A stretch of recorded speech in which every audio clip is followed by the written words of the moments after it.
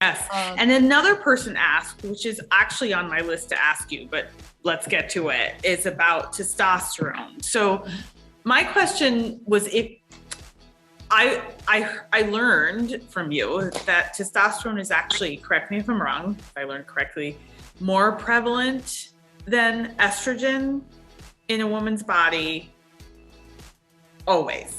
And that when we start talking about estrogen and testosterone fluctuating, and this is something I had no idea, but testosterone is, there's always more of it, but it may drop lower. And I'm not so focused on how it's fluctuating, but what does that look like? Because I very rarely hear doctors talking about testosterone and what's needed, how we know we need it, what's prescribed, as one of our viewers asked, and so on. Yeah.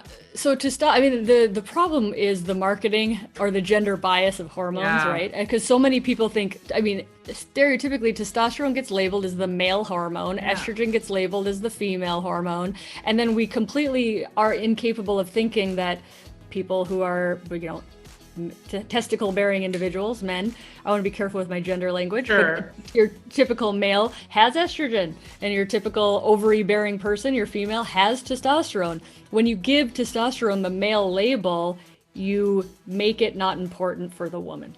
Right. So that's the problem. When actually we have 1/10 the amount of male testosterone. So women certainly have less, but that amount is still more than the estrogen we have.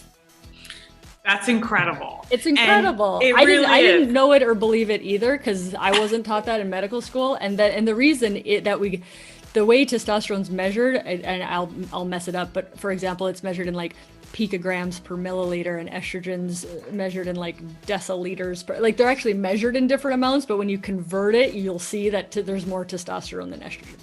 That's incredible. Okay, and so when a woman comes in and she's suffering with various symptoms, what is testosterone addressing?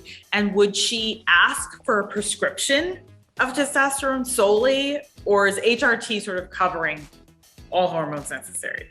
It's a good question. So HRT, stereotypically, just hormone replacement therapy or menopause hormones, when you say that, people tend to mean estrogen and progesterone. Progesterone only if you have a uterus. It's the only reason you need to take it. Some people find it helps them sleep better because it is actually kind of sedating. So some people like their progesterone for that. But you really only need it to protect the uterus when you take estrogen. We can go into that. But those are the stereotypical hormones that are replaced in menopause. Okay. What's been neglected is the role of testosterone. We have testosterone receptors everywhere, in our bones, in our heart, everywhere, just like we have estrogen receptors everywhere.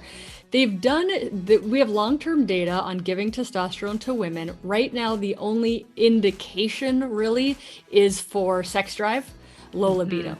But it's murky, just like we're chemistry kits. Nothing is black and white, right? Like there's plenty of people with fine testosterone who have low sex drive and vice versa. So it's not perfect.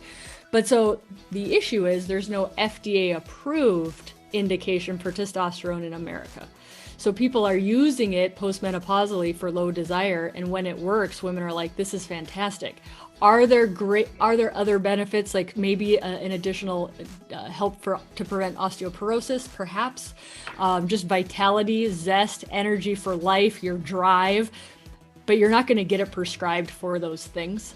What they say is we don't know the long-term harm, right? So that's why people are very cautious on it. But I think there's plenty of data now, and there's actually just a paper published in this month's Journal of Sexuality, Human Sexuality, on how to prescribe testosterone for low desire. So we're actually trying to teach physicians how to do that. It's off-label. There's no FDA-approved product, which means it's either compounded or you're going to pay cash. Insurance doesn't like to pay for things that aren't FDA-approved. Right. So certainly, again, it's a murky thing. But for the person who's saying, give your opinion on prescribing testosterone, my gynecologist refuses to prescribe, I would say, what are you asking for it, right? Yeah. Usually sex drive is like the quote unquote legitimate thing you're going to get testosterone for. And then why are they uncomfortable? Is it just because they don't know how? Are they uneducated? Are they interested in reading the new guidelines on that? Or do you need to see somebody else?